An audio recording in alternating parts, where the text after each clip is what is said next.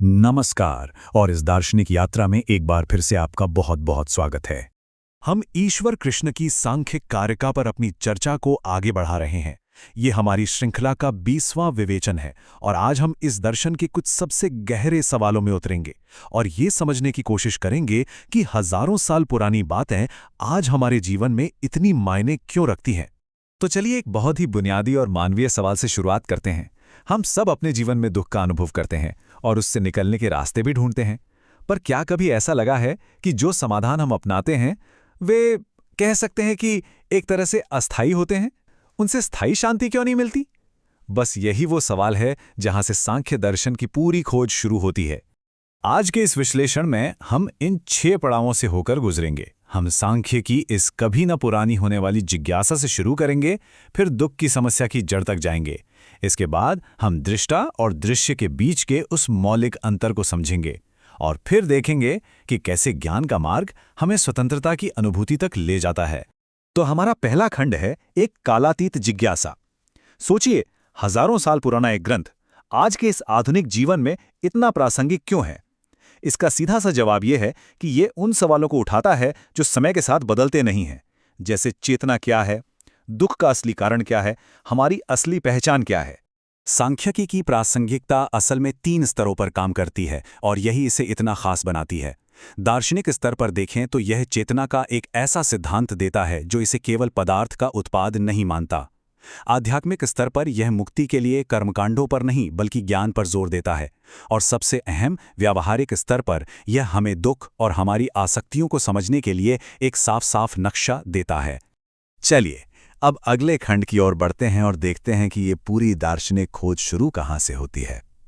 देखिए, सांख्य की शुरुआत किसी ईश्वर या किसी पंथ से नहीं होती। इसकी शुरुआत होती है एक बहुत ही सार्वभौमिक मानवीय अनुभव से, और वो है दुख। ये पहली कारिका है जो पूरे ग्रंथ की नींव है। ईश्वर कृष्ण कहते हैं, दुख त्रयाभिघाता जिज्ञासा तदभिघात के हेतौ दृष्टे सापार्था चिन्ह नई कांतात्यंततो अभावात। तो इसका मतलब क्या है? इसका मतलब है कि ज्ञान की असली प्यास तब जागती है जब इंसान 3 तरह के दुखों, आध्यात्मिक, आधि भौतिक और आधि दैविक से त्रस्त हो जाता है। और अगर कोई ये कहे कि हमारे पास तो डॉक्टर हैं, दवाइयां हैं और भी सांसारिक उपाय हैं, तो ये ग्रंथ कहता है कि ये उपाय ना तो निश्चित हैं और ना ही अंतिम। सांख्य इन उपायों को नकार नहीं रहा, बस ये बता रहा है कि अस्तित्व के गहरे दुखों के लिए ये अधूरे हैं।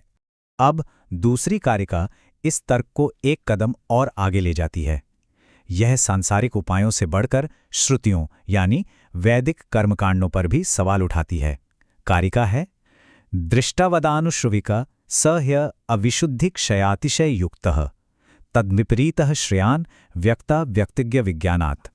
ये कारिका बहुत स्पष्ट रूप से 2 तरह के उपायों में फर्क करती है। एक तरफ है अपूर्ण उपाय यानी दृष्ट या दिखाई देने वाले उपाय, और अनुश्रविक यानी यज्ञ और अनुष्ठान जैसे उपाय। सांख्य कहता है कि ये भी अधूरे हैं क्योंकि इनमें भी अशुद्धि और असमानता जैसी कमियां हैं। और फिर दूसरी तरफ है श्रेष्ठ मार्ग, जो है विवेक ज्ञान, मतलब व्यक्त यानी जो प्रकट है, अव्यक्त यानी जो अप्रकट है, और ज्ञा यानी जो इन दोनों को जानने वाला है, उनके बीच के अंतर को ठीक ठीक जान लेना। और यही विवेक ज्ञान हमें सांख्य के सबसे केंद्रीय विचार की ओर ले जाता है, दृष्टा और दृश्य का भेद, यानी पुरुष जो कि शुद्ध चेतना है और प्रकृति जो कि जड़ पदार्थ है, इन दोनों के बीच का अंतर। और इसी अंतर को समझना ही मुक्ति की कुंजी है। पर एक सवाल उठता है, हम कैसे मान लें कि पुरुष या चेतना जैसी कोई चीज सच में है? इसका क्या प्रमाण है? कारिका 17 इसका जवाब 5 बहुत ही मजबूत तर्कों से देती है। संघात परार्थात्वात्, त्रिगुणादि विपर्यायात्, अधिष्ठानांत, पुरुषो अस्ति भोक्तृ भावात्, कैवल्यार्थम प्रवृत्तिश्च। चलिए इन तर्कों को थोड़ा आसान भाषा में समझते हैं। पहला, दुनिया की हर चीज जो टुकड़ों से मिलकर बनी है, जैसे हमारा शरीर, वो किसी और के लिए होती है, वो कोई और पुरुष है। दूसरा, क्योंकि प्रकृति 3 गुणों वाली है तो तर्क कहता है कि इसके विपरीत कोई बिना गुणों वाली सत्ता भी होनी चाहिए। तीसरा, प्रकृति की गतिविधियों को नियंत्रित करने के लिए एक चेतन आधार होना चाहिए। चौथा, अगर अनुभव हो रहा है तो कोई अनुभव करने वाला भी तो होगा, वही भोक्ता पुरुष है। और पांचवा, ये जो मुक्ति की इच्छा है, ये कोई जड़ चीज नहीं कर सकती। इसके पीछे जरूर कोई चेतन सत्ता है। ठीक है, तो अगर पुरुष और प्रकृति अलग अलग हैं और सारा दुख प्रकृति के साथ खुद को गलती से जोड़ लेने से होता है, तो फिर इससे आज़ादी कैसे मिलेगी? ये खंड इसी कैसे पर ध्यान केंद्रित करता है और बताता है कि मुक्ति के इस मार्ग में ज्ञान की क्या भूमिका है। कारिका 44 नैतिकता और अंतिम मुक्ति के बीच एक बहुत ही बारीक लेकिन महत्वपूर्ण अंतर को उजागर करती है। यह कहती है, धर्मेण गमनमूर्ध्वम गमनमदस्ताद् भवत्ते धर्मेण ज्ञानेन चापवर्गो विपर्यायादिश्यते बंधा। ये एक बहुत ही गहरा विचार है। सांख्य कहता है कि अच्छे कर्म करने से, यानी धर्म के रास्ते पर चलने से बेहतर जन्म या ऊंचे लोकों की प्राप्ति हो सकती है और बुरे कर्मों से नीचे की ओर गति होती है। लेकिन ध्यान दीजिए, ये मुक्ति नहीं है। सच्ची स्वतंत्रता, जिसे अपवर्ग कहा गया है, वो सिर्फ और सिर्फ ज्ञान से मिलती है, अच्छे कर्मों से नहीं। नैतिकता जीवन के लिए जरूरी है, पर मुक्ति के लिए तो विवेक ज्ञान ही चाहिए। तो फिर ये ज्ञान कैसे मिलता है? बड़ी हैरानी की बात है कि सांख्य के अनुसार प्रकृति खुद पुरुष की मुक्ति के लिए काम करती है। कारिका 57 से 60 तक में कुछ बहुत ही सुंदर रूपकों का इस्तेमाल किया गया है, जैसे कि वत्स विवृद्धि निमित्तम रंगस्य दर्शयित्वा नानाविधेरुपाये। पहला रूपक है दूध का। जैसे दूध जो खुद अचेतन है, बछड़े के पोषण के लिए अपने आप बहता है, ठीक उसी तरह जड़ प्रकृति भी पुरुष के मुक्ति के लिए सहज रूप से काम करती है।